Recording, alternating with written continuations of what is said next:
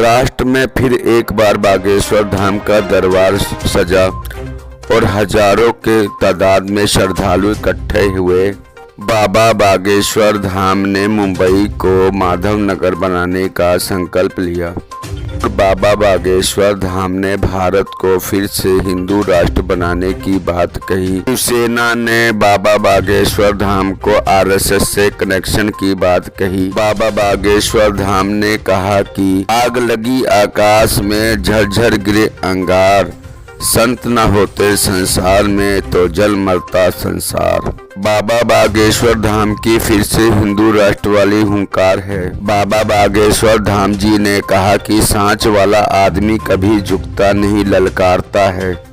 बाबा बागेश्वर धाम जी ने कहा कि सभी हिंदू एक हो जाओ और सनातन धर्म का प्रचार करो और हिंदू राष्ट्र बनाने के लिए सभी हिंदू एक हो जाओ। बाबा बागेश्वर धाम जी ने कहा कि हमारा संकल्प ये है कि तुम लोग हमारे हो, पूरा भारत हमारा है और सभी एक होकर हिंदू राष्ट्र बनाओ। बाबा बागेश्वर धाम जी ने कहा कि पागलों, हमने लिखा है किसी के बोल है, लिखावट हमारी है। बोल दो पंख मेरे कहता है ये परिंदा, अभी उड़ान बाकी है। मुंबई नहीं है मंजिल मेरी, ये पूरा हिंदुस्तान बाकी है।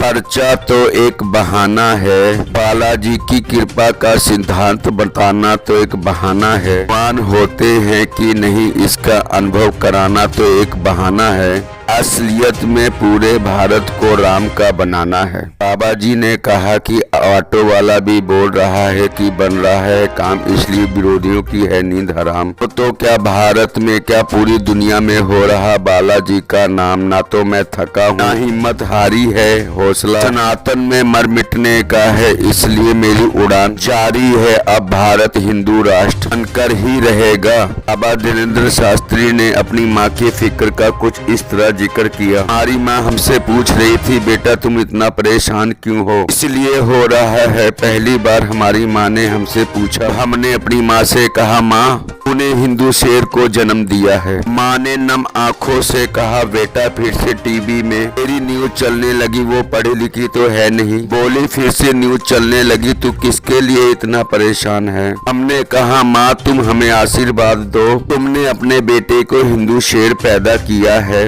ये झंडा गाड़ के ही मानेगा। बार में कुछ लोग हिंदू राष्ट्र की तख्ती लेकर खड़े हुए थे। बाबा जी ने उनकी ओर देखा और कहा कि भारत हिंदू राष्ट्र का मतलब है सनातनियों में एकता, हिंदुओं में एकता, सब यहीं पर रहेंगे, हमें किसी से कोई दिक्कत नहीं है। ये भारत हिंदू राष्ट्र है क्योंकि हमें हमारा धर्म जोड़ना सिखाता है, तोड़ना नहीं। हिंदुओं जाग जाओ, सनातन का झंडा जगह जगह फहराओ। बाबा बागेश्वर जी ने कहा कि सनातन का सपना महाराष्ट्र से ही पूरा हो सकता है क्योंकि ये संतों का देश है, संतों का प्रदेश है, ये भक्तों की नगरी है। यहाँ महाराष्ट्र में एक से एक भक्त भोए हैं। यहाँ आपको चमत्कार दिखाने आया या अंधविश्वास में पड़वाने आए हैं। क्या हमको कोई सिद्धि चाहिए मेरे पागलों। हमारा जो होता है हो जाने दो, जब तक तन में प्राण है हम अपना काम सनातन का करके ही रहेंगे। बाबा बागेश्वर धाम जी ने कहा, जब जब जीवन में तुम्हारी विपत्ति आएगी, तुम्हारे जीवन में संकट आएगा, संकट मोचन बनकर बालाजी की सेना बचाने चली आएगी। उसका प्रत्यक्ष प्रमाण कोई और नहीं है। तुम्हें यहाँ वहाँ भटकने की आवश्यकता नहीं है, हम इसे ही देख लो। बड़े बड़े तर्क शास्त्री, बड़े बड़े बुद्धिमान टेस्ट करवे आए, देखवे आए, हकीकत जानने आए, सबकी ठठरी बढ़ गई। अंत में वो भी नतमस्तक होकर बोले, कछु ना तो कछु है, कुछ नहीं बागेश्वर बालाजी की कृपा है। जय श्री राम।